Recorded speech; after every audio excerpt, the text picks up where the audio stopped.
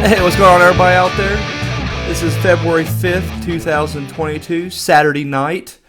This is Daniel Richardson, and this is Daniel's Horror Talk. God damn, this fucking snow. I know, I've been bitching about it every single week, but it's pissing me off more and more. What's weird is, I don't know, Wednesday, we had 61 degree weather. Gotta love that Indiana weather. Yeah, really nice day before, and then just came down, just hit us hard. But it hasn't been all bad. I've actually been off a little bit this week. They sent us home early from my job on Thursday, and then when I woke up Friday, I was like, fuck it. I looked outside, took a look, and nope, not doing it. Not going in. That's the beauty about always going to work on time and not racking up points. When you want to play hooky, you can. So that's exactly what Daniel did. So all right, let's get into it this week. Before we get into it, I want to talk about This Day in Horror. It was this day back in 1988. The Serpent and the Rainbow premiered. Wes Craven film about voodoo. Not gonna lie, one of the films that for years made me terrified of voodoo, and now I'm okay if I get taken under a voodoo curse because I'm like, whatever. But no. Remember the first time I saw that movie, the thing that freaked me out the most is when Bill Pullman gets hit with the voodoo dust and he's just like, don't let him bury me alive. Because I don't know, the idea of being buried alive just freaks me the fuck out. Another one of those random weird fears. But yeah, I don't know, there's a handful of voodoo movies that really just kind of fucked me up as a kid. It was one of those fears I kind of carried with me. Until about 2 or 3 years ago, I don't know, now it just seems kind of would it really be that bad being a voodoo zombie? Probably not. I don't have to pay bills anymore, right? I'll have to work, but will I really feel anything? If I'm a voodoo slave, do I really feel anything? And I don't really give a shit about emotion. I'm talking about physically, because if not, who gives a shit? Probably get to see some pretty cool shit I haven't seen before. When you're a part of a voodoo cult slave thing, you get to see the world, or at least Haiti, and I'm okay with that, because I rarely travel outside of Indiana as it is. I've only been to Florida and California and the surrounding states. That's it. So yeah, if I get captured by voodoo priestess, I think I'll be alright with that. Fucking enslave me now. Taking a drink. So anyways, it's February, and what I normally do, now I won't go through the Dannies on this thing, but I have my own little make-believe award show that I do every year. Been doing it every year since 2007, called the Danny Awards, where I will rank my top 10 films of that year, and then I will go ahead and give it awards and everything like that. And won't go through them for you guys here today, but I will go through my top 10 horror films of 2021. It is interesting to note that when I looked at my top 10, my regular top 10, 9 of the 10 were horror or horror adjacent. Only one film that wasn't was in there, which was Mortal Kombat, which, fight me, I don't give a fuck. I liked that movie. But anyways, I feel like I won't say that a lot on this list, because there's actually a handful of movies that people just either were divided on or just flat out fucking hated. And I was down for them. So this year, I just feel like it's almost like a dumping ground. We got a lot of movies that were pushed back. We got a lot of the 2020 movies that were thrown back, such as Quiet Place 2 and Halloween Kills and Candyman. I don't know if the Conjuring is originally on that list or not, but it felt like it also got kind of pushed back. Or if it didn't, it may have. But so we got a lot of that. But I noticed there was a lot of little indie horror gems that kind of popped up. And I think that's just the advent of, we got a lot of Shudder going on right now. We got other streaming services. And I think we just got a lot more platforms now where you can kind of see these little gems. So I'm not gonna lie, my top 10 almost it's a mix between mainstream and indie. But let's just get right into it. Taking a drink. I gotta explain those radio silences somehow. At number 10, I'm going with Prisoners of the Ghostland. This was like Escape from New York on acid. Has Nick Cage and Bill Moseley, but Nick Cage, he is basically hooked up in a outfit full of explosives, and he's forced to go look for the governor, his niece, daughter. I think it's his daughter. Not, it's a weird relationship there. But either way, you have to see the movie to know what I'm talking about. But the governor's played by Bill Moseley. And of course, he sends Nick Cage out to do his bidding. This thing was just balls to the wall bonkers. It really was. It was just insane. But in a good way. It's fucking Nick Cage, so you know what to expect now from a Nick Cage film. I really enjoyed it. Like I said, it did really remind me a lot of like I said, Escape from New York. It felt like a Snake Plissken tale without Snake Plissken. So that's my number 10. I don't know what you guys thought about that or not, but yeah, let me know if you liked it, if you didn't. Some dialogue. It seems like, I don't know, not a whole lot of people are talking about that right now. I just figured it'd be bigger, but I don't know. Number 9, I'm going with Seance. This was a film that was on Shudder. It was done by Simon Barrett, I believe. One of the dudes that was like behind like VHS, and he did the or he was one director around VHS, and I think he did some of the ABCs of Death as well. So, anyways, this dude wrote You're Next, and anybody who remembers You're Next, I'm sorry, I'm gonna drop some spoilers here, but that was like a home invasion movie that gets kind of spun on its head because typically in a home invasion movie, the story is basically person must defend themselves against invading forces. Usually people just try and break into your house for whatever reason.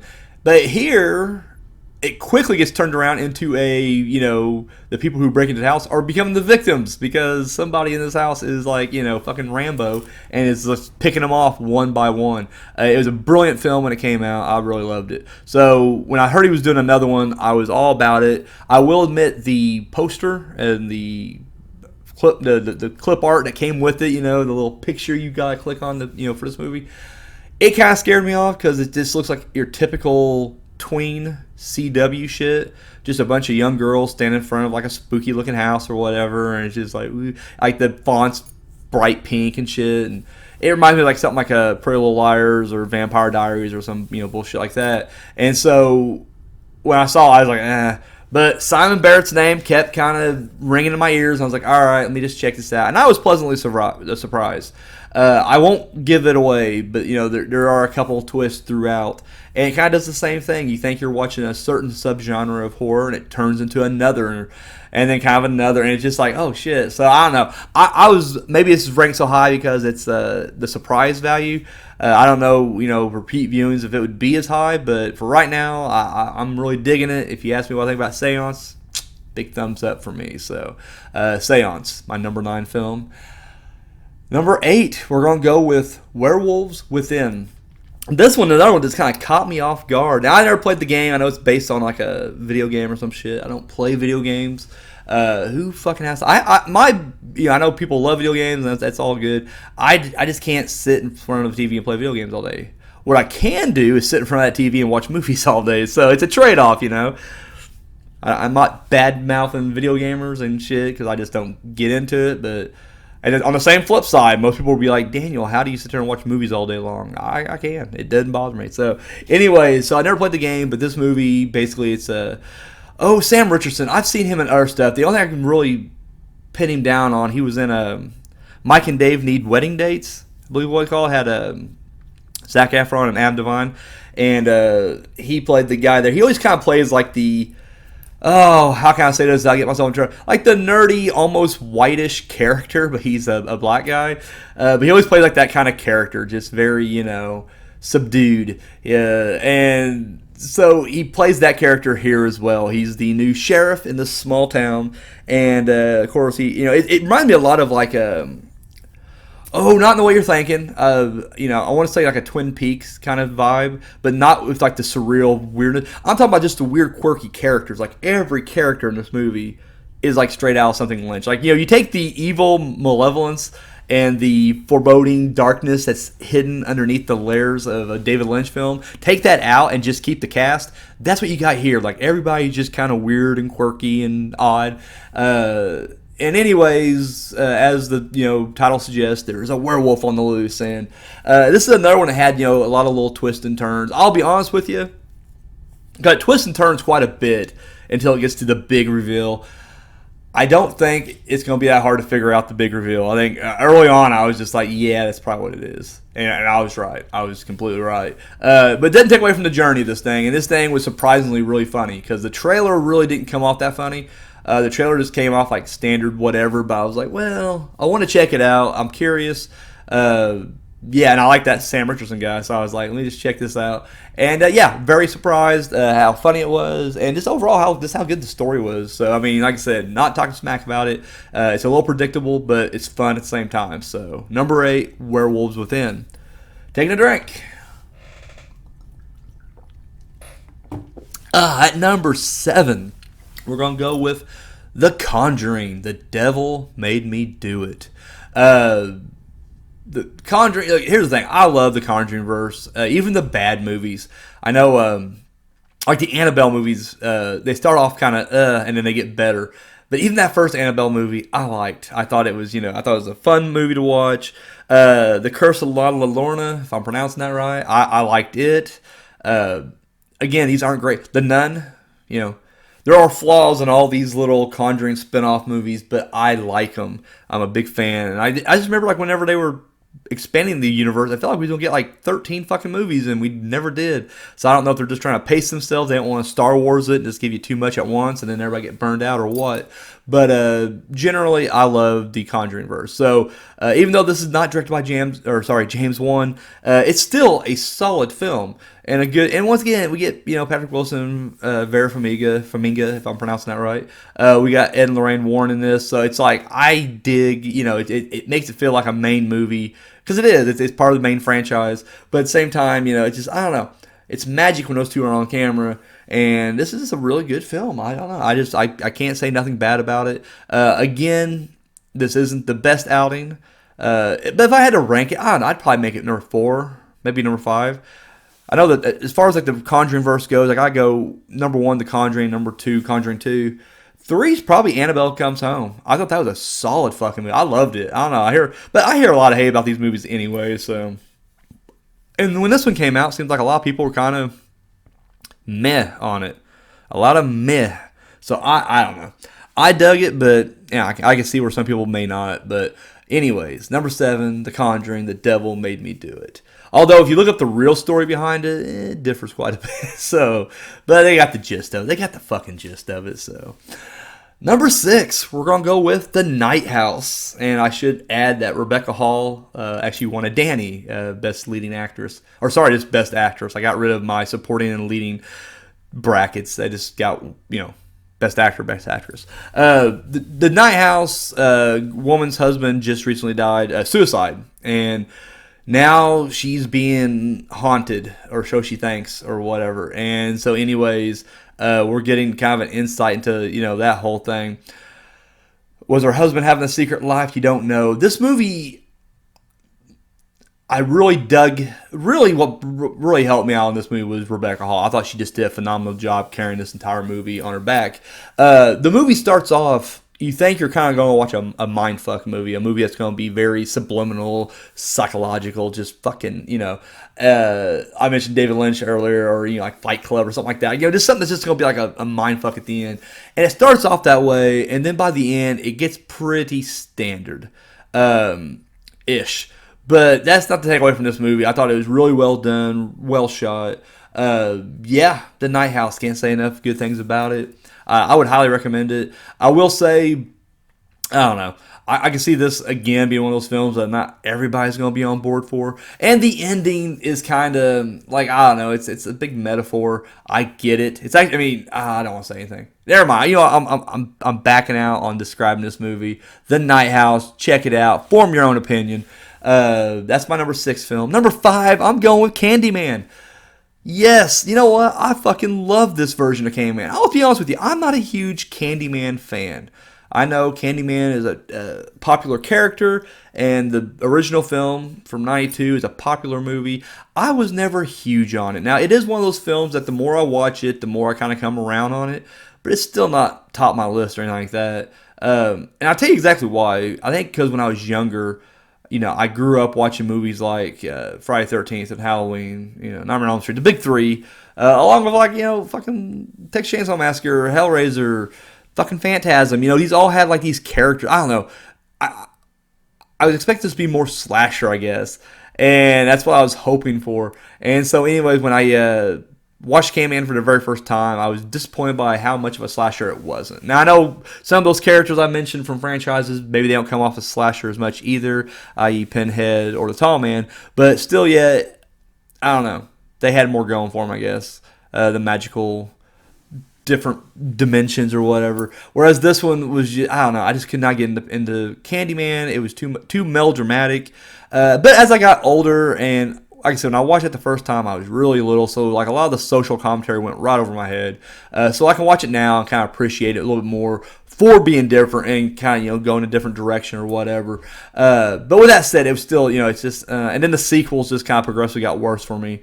And I didn't like grow up watching them. I only watched them recently because I heard that this Candyman was more of a reboot, continuation, like a soft part 4, a soft sequel, if you will, reboot. So I was like, well, shit, I guess I better watch the other two just so I don't get lost in the, whatever. And I don't know, the other two were just kind of, like, there's good stuff in them, but just overall the movies are just blah to me. So I don't know, when I saw Candyman, I was just kind of like, well, or the new Candyman, I was just kind of thinking like, well, I want to see it, namely because Jordan Peele's name's attached to it. I love Jordan Peele. I think everything that guy does is just fucking brilliant. So I was just, want to check this out, and I'm glad I did. I really dug this version of Candyman. And I thought the direction. I'm blanking on her name. Is it Nia Peoples or something like that? Nia something? I don't know. The director, though, I thought she did a fantastic fucking job. I love that. It's one of those movies you really have to pay attention to. Like, I just love, like, there's one scene, and it's a spoiler, I'm sorry, but, like, as the camera's backing out, you get this big shot of this apartment complex, and you're seeing, like, all these different, apartment building. You're seeing all these different windows. You're seeing all these people, and on the original character you're paying attention to, it's a little tiny box in the middle of your screen. And bam, that's when Candyman strike. And I mean, it was a lot of stuff like that. A lot of like, look in the background. You gotta be paying attention to this movie. This ain't just I don't know. Fucking brilliant. I love the story. I love the idea behind the Candyman and how every generation kind of has their own. I love all of that. So, I'm looking forward to, if they do a sequel, I'll be there. I'll check it out. So, Candyman number 5. Brings me to number 4. I mentioned his name earlier, James Wan. He did a film this year that tore the horror community apart. Oh my God. A movie called Malignant. And I'll be honest with you, and this is so James Wan with me, I swear, because James Wan is a talented director. And with the exception of Saw, and even that, I didn't know, no one who knew who the fuck James Wan was when Saw came out. But with all his other horror films, there has never been a horror film I've been excited to see, ever. I mean, I'm not just being a dick. Not one of them, because they all feel like they were going to be generic. You watch the trailers for The Conjuring or Insidious, and I'm just like, this is just haunted house bullshit. We've seen everything supernatural a million times. Like, what are you going to do differently? And then he does it, and you're like, holy shit, fuck, great films. And so anyway, that's this kind of relationship I always have with James Wan's movies. Glad to see he's back to horror. He flirted with mainstream Aquaman and Fast and Furious and whatever the fuck else. So I was glad to see him, back with this. And I just remember seeing the trailer going, fuck, this looks boring as shit. Like, I don't care about any of this. And when it came out, my God, just Twitter, like, no one was giving, I will say that, good restraint to the horror community, because, like, no one spoiled this for me at all. It was just, everybody was just like, what the fuck? Like, and the main thing I kept reading was, well, the first half is brilliant, then it gets to the end, and what the fuck? And that's exactly it. And I fucking love this movie for that. I feel like James Wan's already done like anything he wanted to do to accomplish, whatever. And he just wanted to make like his insane, I hate to keep, it just terms overused, but like, his insane grindhouse 80s fucked up horror. I don't know. I just feel like the people who hate on this, it's like, but you guys love movies from the 80s that are just insane, like a Basket Case, Dark Half. I'm just, top of my head here, throwing out movies that just, remind me of this. And it just seems like, I don't know, people who hate this movie, I just like, do you hate horror? Is that what it is? Like, deep down, do you just want standard mainstream bullshit? Because I feel like that's what you guys want. This one was daring to be different, and I guarantee it, give this movie another decade, and it'll be considered a classic. So, I loved it. I thought it was really good. And again, it took me a minute to get into it, because like early on, it just felt like it was going to be this standard haunted house bullshit. She's possessed or something like that. And then, once it gets going, you're like, oh shit, okay. I'm in. I'm fucking in. Let's do this. So, yeah. Malignant, number 4. Taking a drink. Sorry, I'm also checking out I got Mandy playing in the background right here. Caught my eye for a second. We're about to see Nick Cage get all acid coked up and start fucking some motherfuckers up. Number 3, I'm going to go with the Forever Purge. This is another franchise that people seem to shit on quite a bit, and I absolutely love it. I don't know. I mean, yeah, they're all pretty much the same type of movies, with the exception of Part 1. Part 1 is like the only one that kind of stands out because it takes place, like, you know, in a house.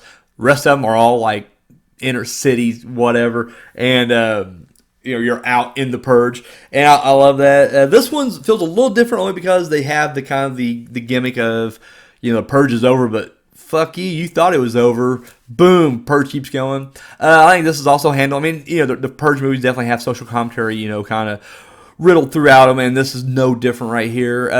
I enjoyed it. Like I said, I don't know. I like purge movies. I feel like, you know, they feel like they could happen. And I know, like, I'm not just saying, like, necessarily from the standpoint of, like, the government's going to make us kill each other one day a year. I'm just talking about the riots in general. I just feel like, I don't know, that kind of chaos I can see happen. I mean, we fucking saw it this past, you know, couple years. Riots going out of control and protests being broken up by fucking Klan people. It's just like, it's a fucking crazy world out there. So when I see a movie like The Purge, any of them, it just seems like, yeah, I can see this happening. Like, maybe not with the, you know, enforced government ruling, but I'm talking just straight up motherfuckers going crazy and killing people, taking a drink. So anyways, I think this movie does a really good job continuing that tradition. I didn't want to see. I know everybody kept saying, like, you know, the first 3 were it, and then the 4th one's going to be it. I never did see the TV show. I don't know if it's any good or not, but I don't know. It just seems like everybody kept saying, like, oh, it's over. But it's like, dude, keep making these. Like, just make this an annual tradition. I'm okay with that. I'm okay if nothing changes.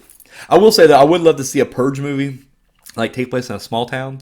Like a small town, like, where people's not really purging as much. Like, it's just that one night a year where everything's legal. And so they just do, like, random crazy shit. We're talking, like, just bestiality and just orgies on the front lawn. And, I don't know, someone, like, cheats on their taxes or some shit. Or embezzles a shit ton of money. And it's just like, it's fucking legal. Like, the bank's in on it. Like, you know, the guy who works at the bank's just like, fuck it, I don't give a shit. And so, like, on the purge, he just quickly, like, gives everybody in town a shit ton of money, wires it to their accounts, and then stops. I mean, at that point, it's already stolen, and it was stolen on the purge, so don't come at me with that. Oh, they'll just take it back later. Fuck you. Come out here and get it. I'll whoop your ass. So anyways, yeah, I just feel like that'd be a fun purge movie, and then the government comes down and sends their henchmen to, you know, because these people are taking the purge and making it fun. It's the fun purge, and government don't like that, so they're trying to get rid of the poor, so they come down to this small town. There's a movie there. James DeMarco, get a hold of me. We will pin this together. So, speaking of fun, number 2, PG, Psycho Gorman. I fucking love this movie. I mentioned this last week. We were talking about VHS 94 and how that little Vegematic commercial was directed by the director of this. So I won't go into a deep dive about Psycho Gorman today, but yeah, this movie's just great. Blending 90s kids shit with ultra-violent brutality. What more do you really want? PG, Psycho Gorman. Loved it. Can't say enough about it. Moving on to my number 1 film of 2021. Another one that just divided everybody. It was Halloween Kills. I love Halloween Kills. Here's the thing. I fucking hate the Halloween from 2018. I fucking hated it. Now, with that said, I kind of want to go back and rewatch it now because I feel like all the mistakes or all the things I hated about the 2018 Halloween, aside from the fucking name, just fucking call it Halloween 2 or something again, or Halloween Reborn, or I don't know. You're in fucking Hollywood getting paid millions of fucking dollars. The best you can come up with is Halloween. Go fuck yourself. But Halloween, you know, I hated it. I didn't like this new storyline. I really still don't. Like, this is probably my least favorite timeline. But with that said, I really do dig. It's like they took all those issues and those mistakes that at least what I felt like was a mistake from the first Halloween film, or sorry, the 2018 Halloween film. See how retarded that is? Oh, sorry, ridiculous that is.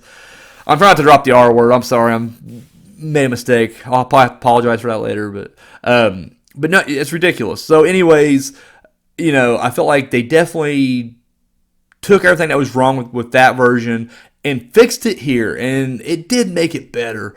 And I just love seeing how unimportant the Laurie Strode character is now, because I'm sorry, she was so unlikable in the last film. And I hate that because, I mean, I love Laurie Strode as a character. I loved her in the first timeline. Fuck everything else. I even loved, I'll stand by this. Resurrection's a shit film. But that first, like, 5-10 minutes, the whole opening, that to me, I think it was great. I loved it. I was okay with it. If they would just roll credits after, Jamie falls, or I guess after he gives the mental patient the knife, if they would have just rolled credits there, it would have been like, oh man, that's it. There's your Halloween Resurrections. We're done. Won't tarnish it. Let's roll on number 9 now. Anyways, I don't know. I dug Halloween Kills. I thought Anthony Michael Hall did a great job as Tommy Doyle. Even though, I mean, is that really? Everybody kept doing this whole like, that's all he said was Evil Dice Night. It's like, yeah, he said it quite a bit, but not as much as I thought. Like, I was actually disappointed by the lack of Evil Dice Night in this movie. Like, I was expecting to get, like, shit-faced drunk, like, take a shot every time you hear it, and it's just like, it wasn't enough. It really, you could have done it more. You could have done it more is all I'm saying. That's a stupid thought. If you're literally hanging your entire review on Evil Dice Night, you can go fuck yourself. Go watch it 2018 and just jack off to that one. Anyways, but this one, I don't know, I like it. It's a lot better than I thought it would be. I'm still not big on senior citizen Michael doing all the killing. Like, seriously, I don't know. I really hope that, I forget the guy, whoever directed this, David Gordon Green. That guy, I really hope, like, he just says, fuck it, and goes full-born super, I piss everybody off. Fuck them. They're all stupid. You got their money anyways. Part 3, Halloween ends. Who cares? Make it supernatural as fuck. Like, he's just like, oh no, it turns out the symbol of the thorn shot a lightning bolt and went right through him. He's invincible. That's why he's super powered right now. We catch like security footage, during the lost years between 1978 and 2018, where like a lightning bolt struck the sanitarium and struck Michael, and now he's just super Michael. And I can care less. And then after this, we'll do Halloween in space, and we'll save the space. After we take a stop by Manhattan, because, Michael in the Hood, that's what I want to see. So, anyways, there it is. That's my top 10 of 2021. Yeah, come at me. I'm sure people will be bitching about that one, but I don't care. So, there it is right there. Another little segment I kind of came up with. I love programming my own little double features. And I mean, literally watching not just the movies, but I also like program some trailers. I don't know, there's something about that. I'm just a big movie nerd, and I love doing that. So I was like, you know what? That's what I'm going to start doing for you guys. I'm going to start programming you guys some double features. There's a weeknight or a weekend where you're just like, I don't know what to watch. Hey, here you go. Here's a double feature for you with some trailers. So, trailer 1 you want to throw out there. I'm going to say you're going to start off with some Midsummer trailer, followed by the Get Out trailer. And we'll roll into our first movie of the double feature, and that will be Hereditary. It's a great fucking film. I'm not gonna lie, this is our art double feature this week, or this weekend, but our art horror double feature. But Hereditary, love that movie. It's still a creepy fucking watch. I don't know. There's just certain scenes of that just still get to me. And then after that's done, your in-between trailers will be Us and The Lighthouse. And then we'll roll that right into the second feature, The Witch. Another one that kind of divided the crowd, but I don't care. I really enjoyed it. And so there you go, guys. Hereditary and The Witch, your double feature with your Midsummer, Get Out, Us, and The Lighthouse trailers to filter in there. So there you go. That is your double feature programming this week. What else happened this week? Oh, they greenlit Scream 6, which was natural was going to happen because, fucking Scream 5, or I guess we call it Scream, or they ain't going to call it Scream 6. There's no way they're going to call it Scream, Scream 2, Scream 3, Scream, and then Scream 6. Like, that's ridiculous. So, already threw out the fucking number scheme. I fucking hate Hollywood sometimes. But yeah, Scream 6, boom. I haven't even seen Scream 5 yet. I do plan on watching it, but luckily, I said no spoilers yet, so hopefully when I get around to it, I'll check it out. But as of right now, have not seen it. Taking a drink.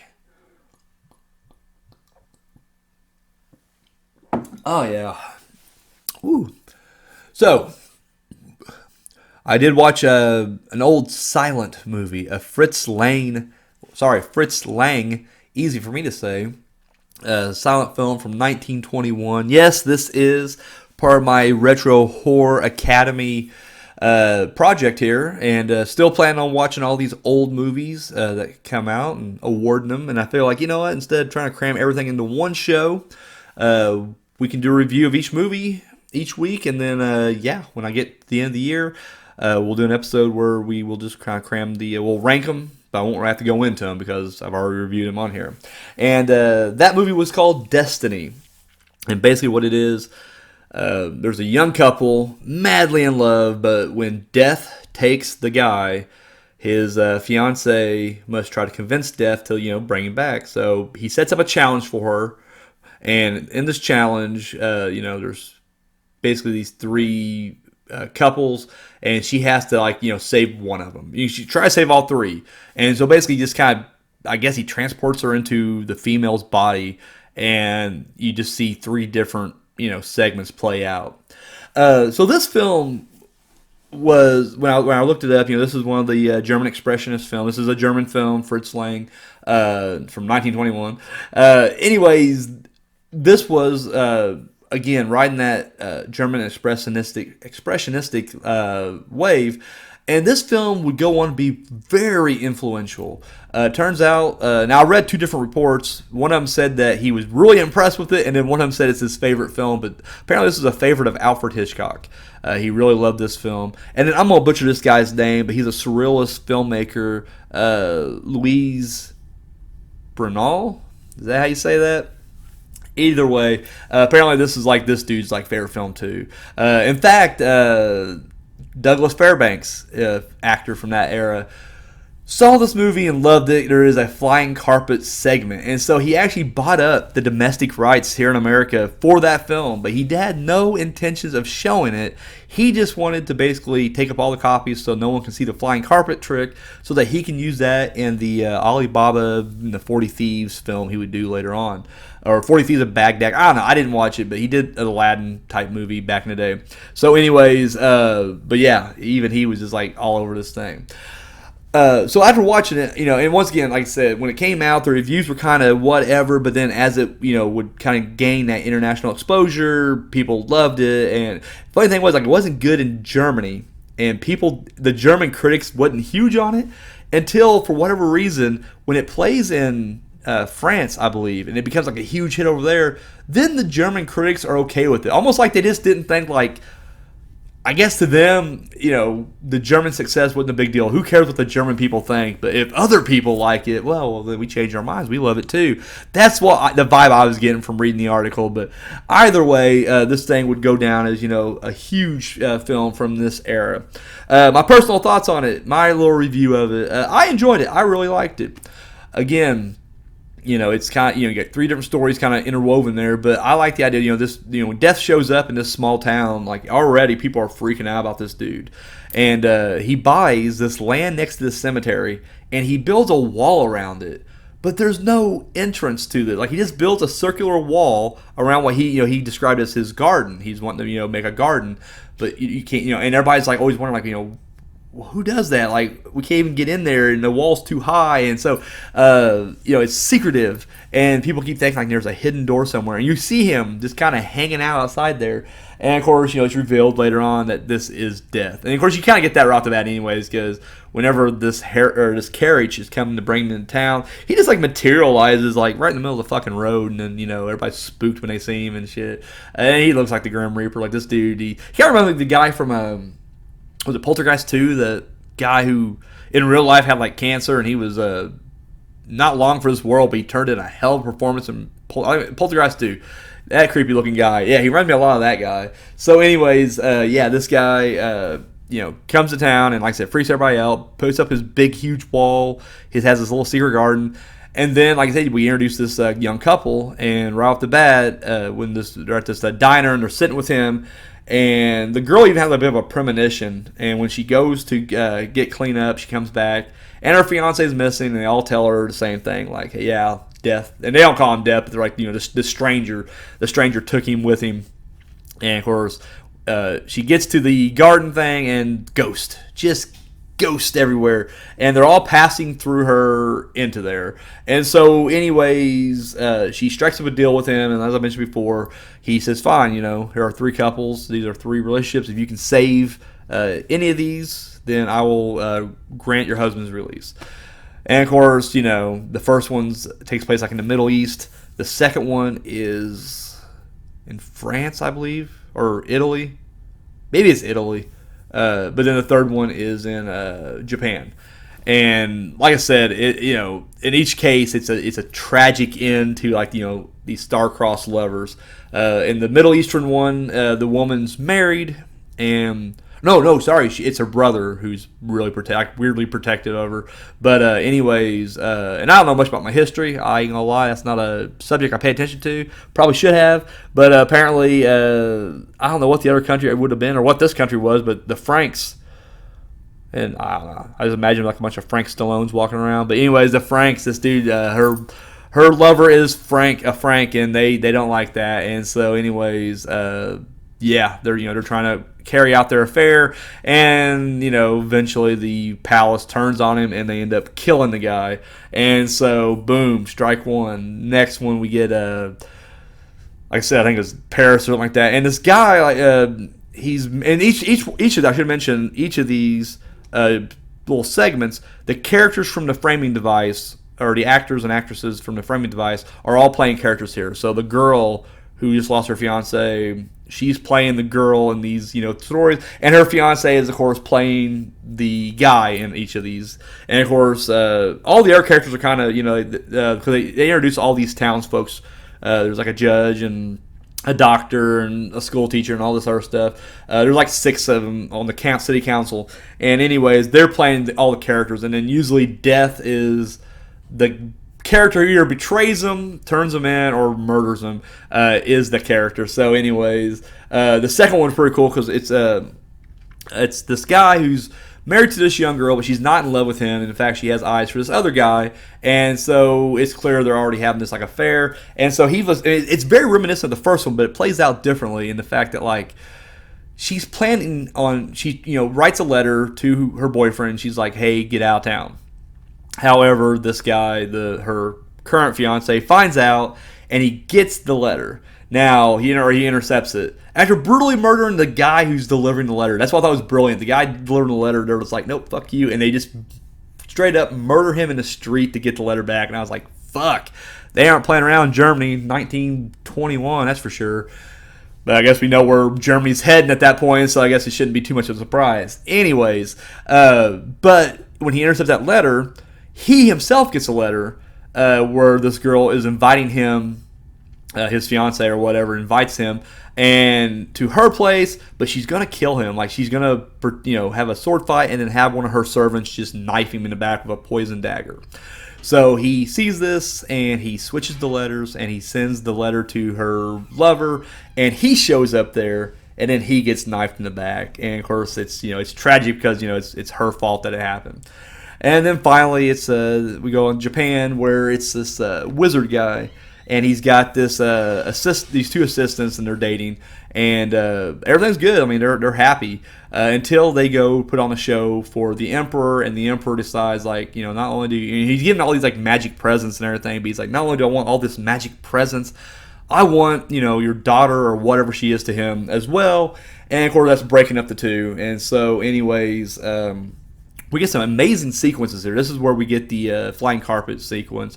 We get lots of transformation. They're magicians and there's magic wands and everything. People get turned. Like she turns because basically the wizard kind of sells her out a little bit. It's because the emperor just says it's either your life or you give her up, and so he just pretty much chooses himself. He's like, I'm sorry, what can I do? And she turns him into a cactus, which is so bizarre, but it happens. And he's still alive. That's the messed up, fucked up thing. You can see his eye, even though the rest of his body is a cactus. And I'm like, that's gotta be fucking just pure agony. Never been turned to a cactus before, but does not look fun. Anyways, so yeah, he turns into a cactus, and so at this point they're on the run, and of course the emperor sends his archer after him on this flying horse. Again, a spectacle for the eyes, especially in 1921, I'm sure. But of course, the archer shows up and ends up killing the girl this time instead of the guy. So, or no, I think he does kill the guy.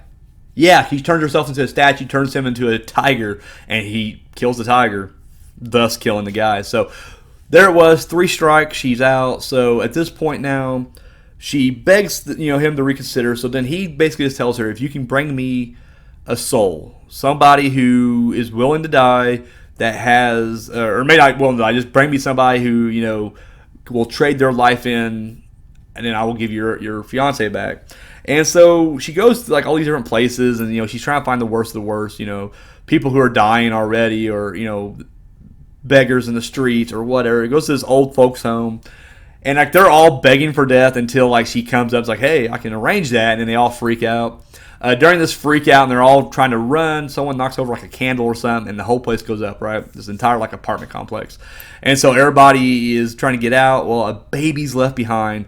And for a second, she entertains the notion of like, oh my God, I can sacrifice the baby. So she runs in there, grabs this, baby, and then there's death. And he's like, fine, that's the deal. You give me the baby, I end its life, and your fiance goes. But her conscience gets the best of her, and she saves the baby. However, at that point, I guess because she's basically in that building, she's going to burn up too. He basically just kind of takes her with him, and he reunites them anyways. But of course, now she's dead, so they're all reunited on the other side. Ends kind of bittersweet, I suppose. But yeah, what else can you expect here? But I do like the idea that death's not looked at like a villain, and especially early on, he was even just kind of like I don't even like doing what I have to do. I have to make these tough decisions or, follow through on these things. And so I like that. I like the fact that, he's not just like, it's not like Final Destination where even though it is what it is, they make the death entity seem evil for whatever reason, which really it shouldn't be. It's just death. It's natural. But yeah, so I like the portrayal of death in this movie. I liked it. Like I said, good solid stuff. Thumbs up. There are 3 films. I guess I should just mention now. I'll do a recap when I do the whole thing. But there are 3 films that I'm reviewing from 1921, and this is number 3. So it gets the Bronze Skull Award and is ranked number 3. So tune in next week or the week after that. I don't know. I don't know if I'll do this every week or not, but I'll do it whenever I can. So yeah, there it is. I guess I can kind of leave out on. I watched a couple of horror films this week. I didn't watch anything on Shudder, except right now I'm watching Mandy on Shudder, and then before that was Prisoners of the Ghostland. That's what it was. That was playing earlier. So, but the other 2 movies I watched are noteworthy. Watched an Asylum. Anybody familiar with the Asylum production company? I watched an Asylum film from 2006 called Draculas Curve. Interesting thing about this was there's a director named Lee Scott, and I guess he was kind of on top of people say this was trying to capitalize on Underworld Evolution that came out the same year, because that's the big thing about Asylum. They're known for their mockbusters. However, I don't know, maybe it was. I'm not saying it wasn't, but it seemed like there's a little bit more depth to it than that. He directed 3 films in the span of like 2 years: Beast of Bray Road and Frankenstein's Curse of Frankenstein Reborn. I don't know. It was something like that. It was a Frankenstein movie. But they were all set modern day. And The Beast of Bray Road was like a werewolf type thing. So anyways, it was like he had his own little trilogy of like Universal updated monster movies. IMDb had them all ranked or labeled like they were connected, like they were a trilogy. But they really, I couldn't find any connection. And the cool thing about modern day living is I was able to tweet him and ask him just straight up like, hey, how are these connected? And he said like a lot of the characters share names, or some characters appear in each of them. I'll be honest with you, because I watched them so far apart, I don't remember any. I remember the actors, but I don't remember characters going over. But anyways, Dracula's Curse, I recommend it. It's very low budget. I would say the only issue with this movie is it feels like it's a part 1, like its own part 1. Like it's a lot of setup and a lot of a lot of character building. We're creating this world for these vampire hunters. And unfortunately, by the time it gets interesting, it gets good, we're at the end of it. And I shouldn't say like it gets interesting. I mean, it's interesting throughout, but it is a lot of talking. Like, not a whole lot of action in this thing. Not really a whole lot of horror either. It's, but it deals with vampires, so I guess we'll give it a slide. But no, I enjoyed it, but it's just one of those things where I was like, okay, is there a sequel? And I couldn't find an actual sequel. However, he said he did kind of an unofficial sequel. Which shit, I'm completely blanking on the title of it now. He just hit me up last. Actually, that's the greatest thing. I hit him up last night. Not personally. I just tweeted him out on Twitter, and yeah, he hit me up. I'm pulling it up right now. Taking a drink. Wolfsbane. It says available on Amazon, so I was like, I'll definitely check that out. So, but anyways, yeah, Dracula's Curse. Like I said, it's low budget, but enjoyable. I liked it, and it's got some titties in it. That's one thing about Lee Scott's movies. He's like, they're low budget. They're they are what they are, but he doesn't mind throwing some blood and tits your way, and that's. Like I said, the handful of movies I've directed, I've done the same thing. So it's just like titties and blood. Gotta respect it. And speaking of titties and blood, the next film I watched it today, Adam Green's Hatchet, which I have to admit, I'm ashamed to admit this. I did not watch Hatchet until a couple years ago, maybe. Like after Victor Crowley already came out. So like after Part 4 was already released, which is the newest one, I finally got around to watching the first one. And I mean, it wasn't because I didn't want to. I just never got around to it. But I kept hearing great things about this. And I remember like even in the mid-2000s, there was an article, maybe it's the 2010s, but there was an article basically talking about how there's like a new wave of slasher movies coming out. Like, whereas the 80s, the characters I mentioned earlier, Freddy, Michael, and Jason, we had our own, group of slashers that were going to rise up. And it was, Victor Crowley from the Hatchet series, Leslie Vernon from Behind the Mask, Chrome Skull from Laid to Rest, and I forget, The Collector from The Collector. And anyway, they were kind of harkening back, like they were talking about how these are going to be like the next wave. And unfortunately, like they were all good movies.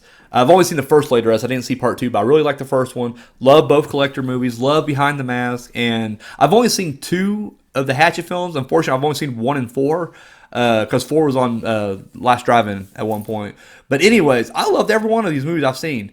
And it's like, how these not get bigger than they should have been? They should have been the next generation. They should have been the next Michaels and Freddys and whatever. But for whatever reason, it just didn't happen, I guess. So, but either way, I watched it again today, and I mean, it holds up. I think Hatchet's great. I don't know. It currently has like a 5 point something on IMDb, and I'm like, what the fuck, really? I don't know. It's good stuff. Adam Green, one of the more underrated horror icons out there. I really think he should get more praise for what he does, but. So guys, that's really all I got to talk about. There ain't really a whole lot else out there. So yeah, I want to appreciate you guys for listening, for those who have. And yeah, hit me up on my social media. You can find it through this website.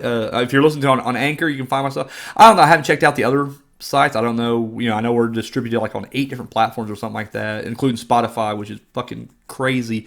So I don't know if you can find all of our TPS production pages there, but if you get a chance, check it out. We're on Facebook, Instagram, Twitter. I'm Daniel Richardson. You can, check out my personal pages. They're a little boring compared to the TPS stuff, I guess. But yeah, so guys, the main way you can help us here, I'm not asking for handouts. I'm not asking for money. You can do that. We got a little thing set up where you can, help throw a little coin our way. But I just want you guys to share this stuff. Just get the word out there. That's the main thing, So, but guys, all I got this week, guys. Thank you for tuning in, and hey, I'll catch you next time.